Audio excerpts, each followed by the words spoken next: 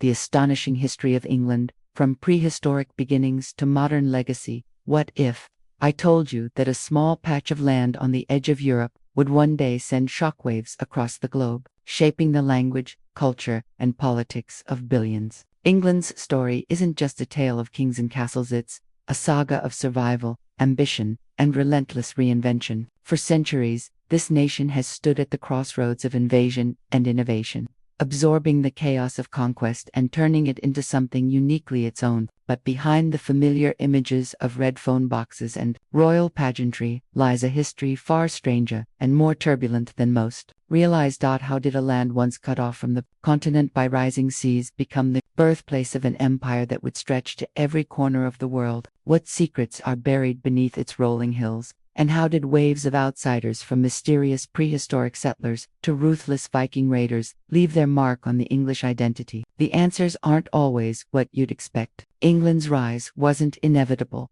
nor was it always glorious. Its path was shaped by disaster as much as by triumph, by outsiders as much as by its own people. Today, the echoes of those ancient struggles still ripple through English society, from the words we speak to the debates that rage in Parliament. And as new controversies and questions about identity, history, and power continue to swirl, England's past feels more relevant and more contested than ever. So, what really lies behind the myths and legends, and how did England transform from a vulnerable outpost to a force that would change the world forever? The real story is about to begin, and it's one you won't want to miss. But to understand England's astonishing journey, we have to start at the very beginning, long before there was even an England at all.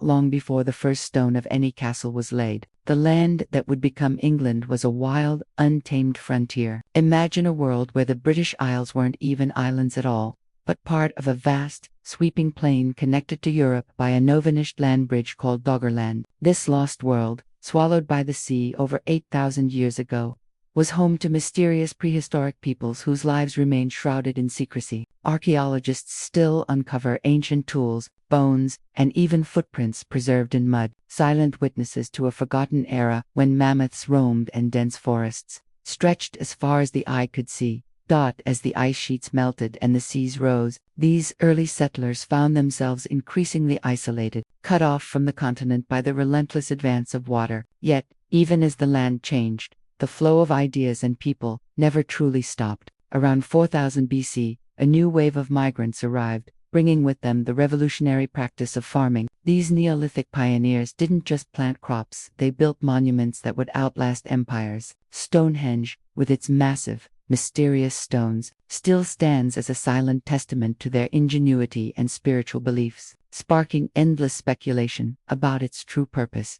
But the story of ancient England is more than just monuments and might. It's a tale of constant transformation as each new group left its mark on the land and its people. The arrival of the Beaker people introduced new technologies and customs, blending with the existing cultures to create something entirely new. By the time the Bronze Age dawned, England was already a patchwork of tribes, languages, and traditions, each vying for survival and dominance. These early centuries set the stage for everything that would follow, forging a land defined by change, resilience, and the relentless push and pull of outside influence.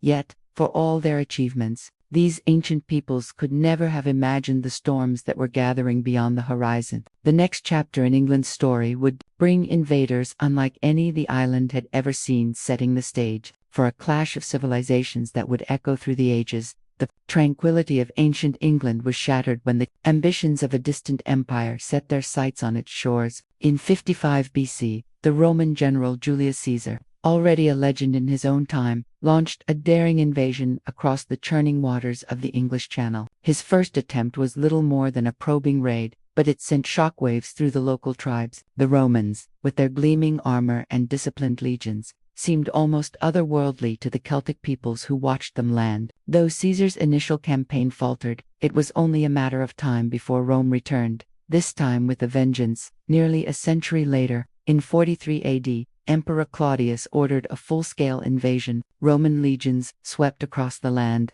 carving roads through forests and founding cities that would become the backbone of English civilization. London, Chester, and York all traced their origins to this era. their ancient stones still whispering stories of conquest and resistance. The Romans didn't just bring soldiers, they brought a tidal wave of change. Baths, amphitheaters, and temples rose where there had once been only wooden huts. Latin words seeped into the local language, and Roman law began to reshape society. But the Roman grip was never absolute. Rebellions flared, most famously led by the fierce Queen Boudica, whose uprising nearly drove the invaders into the sea. Yet, despite these challenges, Roman rule endured for centuries. Its northernmost boundary marked by the imposing line of Hadrian's Wall, a stark reminder of the limits of empire. For generations, England was a province of Rome, its people caught between old traditions and the relentless march of Roman civilization. Then, almost as suddenly as they had arrived, the Romans withdrew. By the early 5th century, their empire was crumbling under pressure from all sides. The legions marched away, leaving behind a land rich in Roman ruins, but vulnerable to new threats. The sudden power vacuum unleashed chaos, as rival tribes and would-be kings scrambled for control. The Roman legacy, however, would never fully disappear. Its roads, cities, and customs became the foundation upon which a New England would be built, one that was about to face its greatest transformation yet. And as the dust settled, a new wave of outsiders was already preparing to stake their claim. With the Roman legions gone, England was left exposed to tempting prize for those watching from across the North Sea. It wasn't long before new arrivals began to land on its shores, bringing with them customs, languages, and ambitions that would forever alter the island's destiny. These were the Anglo-Saxons, a collection of Germanic tribes whose origins lay in what is now Denmark, northern Germany, and the Netherlands. Whether they came as mercenaries hired by desperate local rulers or as invaders seeking new lands, their impact was nothing short of revolutionary. The process of Anglo-Saxon settlement is still debated by historians. Some argue it was a violent takeover, with native Britons pushed to the fringes or wiped out entirely. Others suggest a slower, more complex blending of peoples and cultures. What's certain is that, over time, the old Romano-British way of life faded, replaced by new kingdoms with strange-sounding names: Kent, Sussex, Wessex, East Anglia, and more. Each was ruled by its own king, and together they formed a patchwork of rival territories, constantly shifting in power and influence. But the Anglo-Saxons brought more than just political change. They introduced a new language, one that would eventually evolve into modern English. Their pagan beliefs, rich with legends of gods and monsters, shaped the early culture of the land. Yet even these traditions would not last unchanged. By the 7th century, missionaries from Ireland and Rome began to spread Christianity, building churches and monasteries that became centers of learning and power. The conversion to Christianity didn't just alter religious life, it helped unify the scattered kingdoms, providing a shared identity that would prove crucial in the turbulent centuries ahead. Despite their common tongue and faith, the Anglo-Saxon kingdoms were anything but united. Rivalries and feuds were constant, with kings vying for supremacy and territory. The native Britons, meanwhile, retreated to the far west Wales and Cornwall, where echoes of their ancient culture still survive. Yet, out of this chaos, the seeds of a nation were being sown. The foundations of English law, language, and society were laid during this era, setting the stage for the emergence of a distinct English identity. But just as the Anglo-Saxons began to consolidate their hold, a new and even more formidable threat loomed on the horizon, one that would test the very survival of England itself. The age of the Vikings was about to begin, and nothing would ever be the same. That just as the Anglo-Saxon kingdoms began to find their footing, a new terror swept in from the cold, stormy seas to the north. The Viking Age crashed onto England's shores with a force that no one could have predicted. These Norse raiders, driven by hunger for land, wealth, and glory, arrived in sleek longboats, their dragon-headed prows striking fear into the hearts of villagers and kings alike. The first major raid at Lindisfarne in 793 sent shockwaves through the land, marking the start of a relentless onslaught that would last for generations. At first, the Vikings struck quickly and vanished, plundering monasteries and settlements before anyone could mount a defense. But soon, their ambitions grew bolder. By the mid-9th century, they arrived not just as raiders, but as conquerors, bringing entire armies to carve out their own kingdoms. The so-called Great Heathen Army swept across the land, toppling 3 of the 4 major Anglo-Saxon kingdoms, and leaving only Wessex standing. The fate of England hung by a thread, and it seemed only a matter of time before the last stronghold would fall. But in the darkest hour, a remarkable leader emerged. King Alfred of Wessex, forced into hiding and facing impossible odds, rallied his people for a final stand. In driving the Vikings back and securing a fragile peace, his triumph earned him the title Alfred the Great, and his legacy would echo through the centuries. Under his rule and that of his descendants, the English began to push back, slowly reclaiming lost lands and forging a sense of unity that had never existed before. Yet, the struggle was far from over. The Vikings established their own territories, known as the Danawa, and their influence seeped into every aspect of English life, from language and law to place names that still dot the map today. The constant threat of invasion and shifting alliances kept the kingdom in a state of tension. As rival claimants and foreign rulers vied for the throne, the battle for survival shaped the English character, instilling a resilience and adaptability that would become hallmarks of the nation. By the early 10th century, the dream of a unified England was finally realized when Alfred's grandson conquered the last Viking stronghold and declared himself the first king of all the English. But even as the kingdom celebrated its newfound unity, fresh dangers and rivalries were already brewing, setting the stage for the next seismic upheaval in England's turbulent history. The fragile unity of England, hard won through centuries of struggle, would soon be shattered by one of the most dramatic turning points in its history. The year 1066 stands as a watershed moment, a date etched into the national memory with a sense of both awe and dread, when King Edward the Confessor died without an heir. A fierce contest for the throne erupted, drawing in powerful rivals from across Europe. Harold Godwinson, the last great Anglo-Saxon king, seized the crown, but his claim was immediately challenged by two formidable opponents, Harald Hardrada of Norway and William, Duke of Normandy.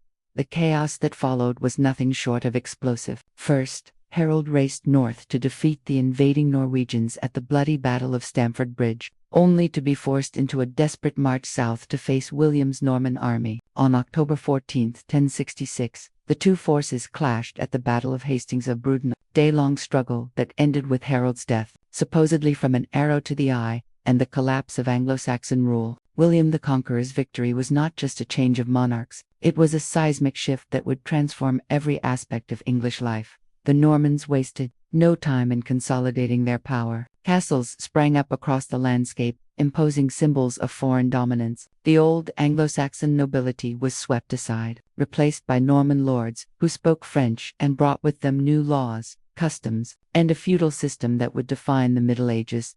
The famous Doomsday Book, a meticulous survey of land and wealth, revealed just how thoroughly the conquerors had reshaped the kingdom. Even the English language began to change, absorbing thousands of French words that still linger today. But the Norman grip was not unchallenged. Rebellions flared, and the new rulers faced constant threats from both within and beyond England's borders. The struggle for power led to civil wars, such as the bloody conflict between Empress Matilda and King Stephen, plunging the country into chaos. Yet, out of this turmoil, new institutions began to emerge. The signing of Magna Carta in 1215, forced upon King John by rebellious barons, marked the first steps toward limiting royal authority and establishing the rights of subjecta, legacy that would echo through centuries of English law and government.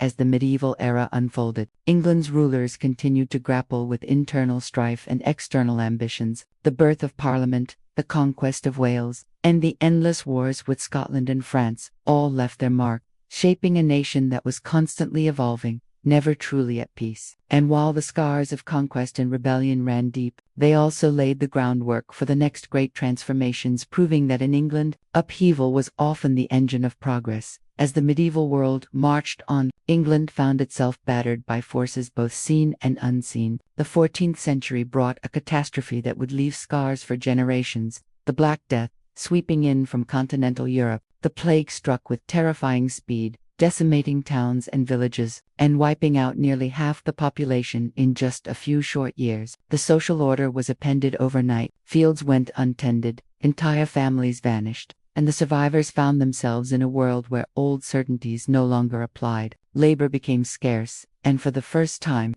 peasants could demand better wages and conditions, shaking the very foundations of feudal society.